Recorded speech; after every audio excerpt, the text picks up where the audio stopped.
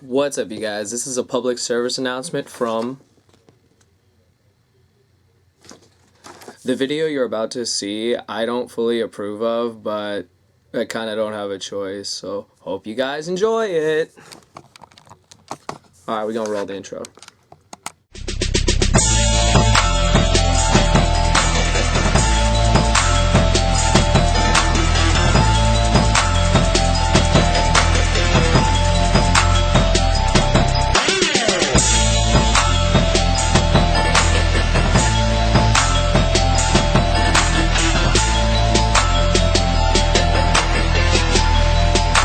What's up, you guys? This is SlimXTeamSymmetry here to unfortunately profile the worst deck I probably ever ran in my entire life. I can't really count any of my wins at locals or whatnot with this deck because honestly it wasn't fair, number one. Number two, our local players were scrubby. None of the good players were there. Mostly the people there were people who relied on luck. There was like one or two like decent players, but like most of them were just luckier than you. So it was kind of the reason why I built this deck. I felt, because luck is something I don't have in this game. So I was like, well, if I can't beat you through skill, because unfortunately your luck doesn't run out, I'm going to have to build something that can at least annoy you enough to that your luck may run out.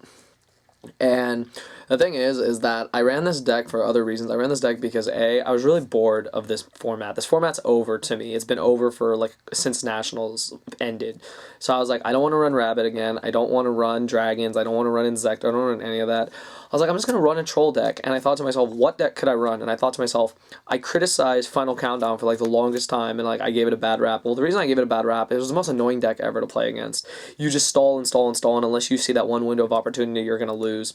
And I thought to myself, at the same time, I'm not giving the deck enough credit because, I mean, what if there's something more to that deck? And of course, I picked it up and I said, all right, we'll see what it does. So through my testing, through my very little testing I actually got because no one wanted to play against this deck, I just had to kind of play solitaire with myself a lot. So I was like, okay, I'm going to enter it in the locals, and it did well. It beat everybody. Like, there was no competition for this deck. Like, honestly, like, this deck could not be stopped by Dragons. It was an easy win against Dragons, an easy win against Insectors, windups only if they looped you, and other than that, there was not any hard matches. But in general, this deck is still kind of trashy in my opinion, because all you do is stall, and I only ran it because I thought to myself, I gave it a bad rap, I'm bored of the format, I want to see what all the hype is, and I want to see, is there something that, how do you beat it? Like, if you can't personally beat it, there has to be a reason why, there has to be loopholes, and I found all those loopholes. So the way I ran it's a little different than from some people, so just bear with me. Don't hate this video, and don't hate me for running the deck. I posted to my fan page, I ran it for the reasons I did, and I proved a point. I felt like pissing people off too, just because I was in one of my moods, so I was like, fine, I'm going to run the like most annoying deck possible, so I did. So it is Final Countdown, it is Troll Countdown.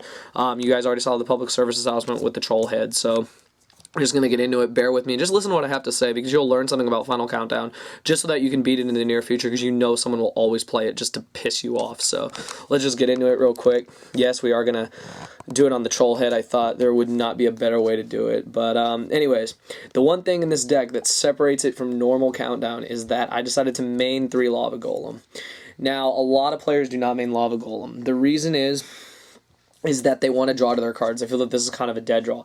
If it wasn't for this card, I would not have done as well as I did. I played against some crazy shit. I played against Shooting Quasar Dragon.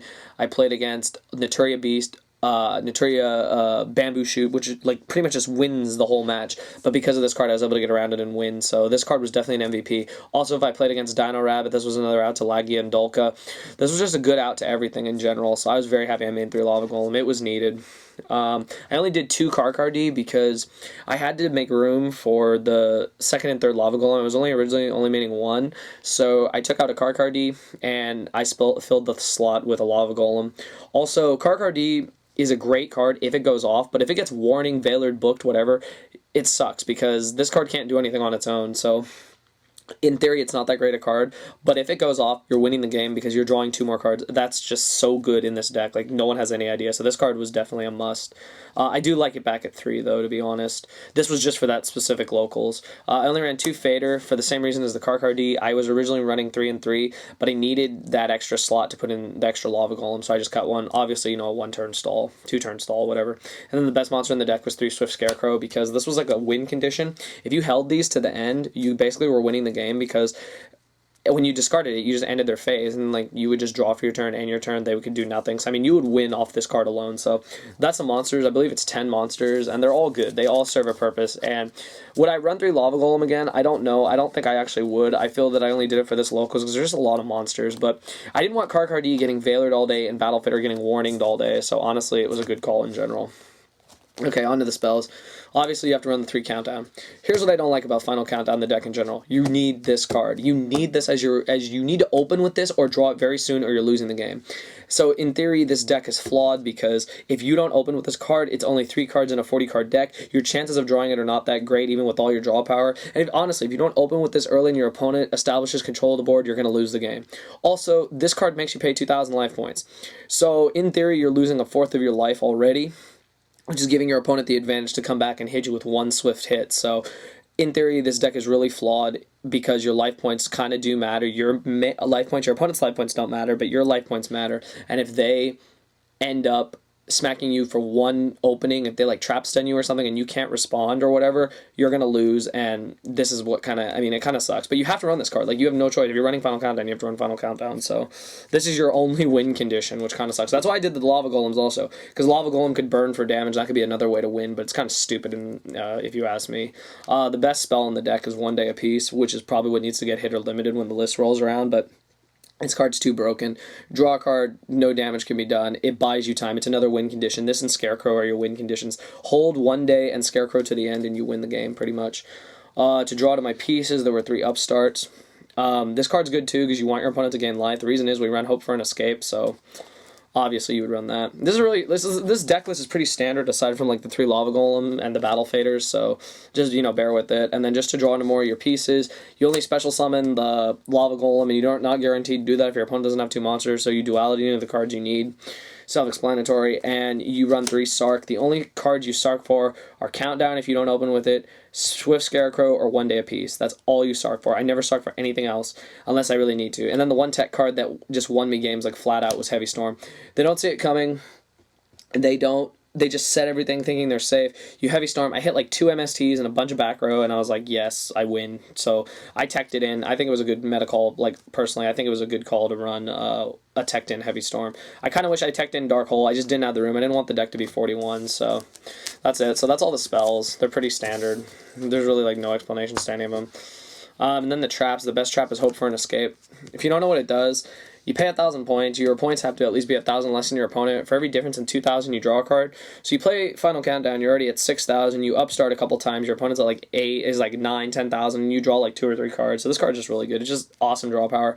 Plus you can set it, and if they try to MST it during their turn, you can chain it. So it's just really good. It serves a lot of purposes. So it was just another draw factor of the deck. And then the rest are just all stall. The worst stall card, honestly, is this card, Frozen Soul, because if you don't know, your life points have to be at least 2,000 lower than your opponent. So once again, in theory, if you don't open with Countdown, this card's already dead. I had so many games where I opened with this, but no Countdown, so it was like, well, this is already dead. You can set it, it gets MST'd, you've already lost 2 turns. So this card is only situational and only good if you have the Final Countdown in the opener. The rest are great. 3 Wabaku, 1 turn stalls, 3 T-Roar, 1 turn stalls. And I didn't run 3 because I didn't have 3, but I ran 2 Thunder of Ruler because it's Thunder of Ruler. It's another stall card. So that was the deck. It's very standard, but one thing a lot of people don't think about is people wonder how long can Final Countdown really last? Like, how long can it, if it doesn't, you know, open Final Countdown, you know, you'll draw to it eventually, but how long can you really last? So I was thinking to myself, you know, this deck would have a flaw in the sense that if you don't open Countdown, you lose, right? But then I thought to myself, it has to be able to stall for a lot longer than that. So I thought to myself, how long does this deck really stall for? So I actually took the deck apart one day and really looked at it and analyzed how long this deck could stall for. I ended up finding out that this deck alone, this is what's unique from this profile, is I'm going to tell you how long this deck can stall for. You have 2 Battle Faders. You have 3 Swift Scarecrow. That's 5 monsters. Each is 2 turns, so that's 10 right there. That's 10 turns right there, just in monsters alone. So you're already up to 10. You're up to 10 turns, you're already at half your countdown. The 3 1 day apiece are the only stall spell. That adds 6 more turns, 2 for each 1 day apiece. So you're already at 16. And then the rest are just all 2 turn stalls. 3, 6, 9, 10, 11. If you do the math, 22 and 16 makes 38. This deck can stall for 38 turns, which is almost 2 full countdowns. When I was running my original build, I was running other cards, and it could stall for 40 turns. So in theory, this deck can do Final Countdown twice and still win. So that's what I was trying to figure out is, you know, aside from the deck's flaws, how can it be really OP? And that's how it is. It can stall for literally 38 to 40 turns. So yeah, and then on my side deck, which is kind of stupid, but the extra copy of Karkardi and Battle Fader, because I didn't really ever side this in, but I sided it out at the last minute, so it was in there just cause. And then I always sided this in to add extra turns. This is what made the deck 40 turns to stall, pretty much 39, 40 card turns to stall. So this card was good. Max C was for wind up, because wind up are a pain. They beat you with the loop. 2 Reaper, which I sided in almost every game because the opponent can't really get around unless they have Lance or something to get rid of it. So it just bought me time. It was just all about stalling and buying time. Since my locals was known for wind-ups and stuff for relying on the grave like Inzectors, I sided 2 DD Crow. I did it because I wanted to have advantage, because even though Hornet couldn't really hurt me, I just wanted to like kind of ensure the game by removing the Hornet and then pretty much winning from there, so that was a good call. And then the card I never sided in was 2 Volcanic Queen. This card was basically for, like, if I played, like I said, Dino Rabbit or decks that would only, you know, if they got smart enough and realized, yeah, he's maining Lava Golem, I won't summon 2. That never happened, though. People just wanted to beat me down, and I was like, okay, so Scarecrow, my turn to draw Lava Golem, and yeah, but this card was still in here, and I would probably still side it, because it was just another out if you didn't draw Lava Golem. So that's it for the monsters. They're all like stall and just advantage cards. 3 MST, because Royal Decree is a problem. I was siding Twister, but no one was really siding Decree, which kind of made me laugh. I was like, okay, I don't really have anything to worry about. So MSTs took care of that. And also I had one person that was siding Prohibition, and I was like, okay, I'm just going to MST it, and then I'm going to win. So that was for that. 2 Soul Taker, which I never sided in. These were for Dragons and Rabbit and all that. My friend told me to side these in because your opponent gains 1,000, so that's actually good for your hope for an escape. So it was a good card in theory. And then the last card that won me a lot of games was Dark Hole, because you're going to summon all your monsters, I'm going to stall you for that turn, and I'm going to Dark Hole you, and then you're back to square one. So that's pretty much it on that. So that's my side deck. It's whatever. I'm never running this deck again, just so people know. 2 Gachi Gachi, yeah. You can make them with Karkardias if they get Veilered. So yeah, this card's good. I could buy like a turn or 2. And then just because I like them, I put Adrius and Tyrus in here, just to make my opponent think I was running wind-ups or something. You know, I have no way of summoning these, but they're cool, so they're there. And then Panda Man. Panda Man is awesome. He's my token. I just put him in there because he's Panda Man. So yeah, so that's it, you guys. I hated having to do this deck profile, but I'm kind of glad I did, because it answered a lot of questions people might have had. Now, people might wonder, what are my thoughts now that I've played the deck? I still think the deck is trash. As much as people know I enjoyed playing it, I don't like relying on one card to win. I think that that's horrible, and I think that even if you stall out and eventually draw to it, you're not guaranteed to win. Once your opponent establishes field presence, you lose. The next thing is that burn of any sort will rape this deck any day of the week. So burn can just smash this deck. End-phase MST smashes this deck if they know when to do it. Play smart, though. If you have to set 2, do it. Like, you can't afford to lose because of an end-phase MST. They would just totally suck. And then the other thing is that I just don't think the deck is that good. Like, it's good in theory for the fact that it stalls your opponent out for 20 turns and you may win.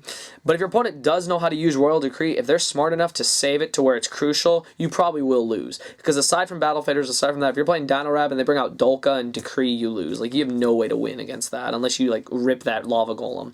But I have to give myself, I guess, a couple kudos. I was able to beat Shooting Quasar Dragon. The way I beat it was I one-day a piece, they negated it, I went Dark Hole, so it died, and then, you know, Shooting Star came out. I'm like, oh, fuck, I forgot about that. But then I read Shooting Star. I don't destroy anything or even really target that card, so basically he couldn't do anything, so I kept stalling. He couldn't negate my stalls, so I won because of that.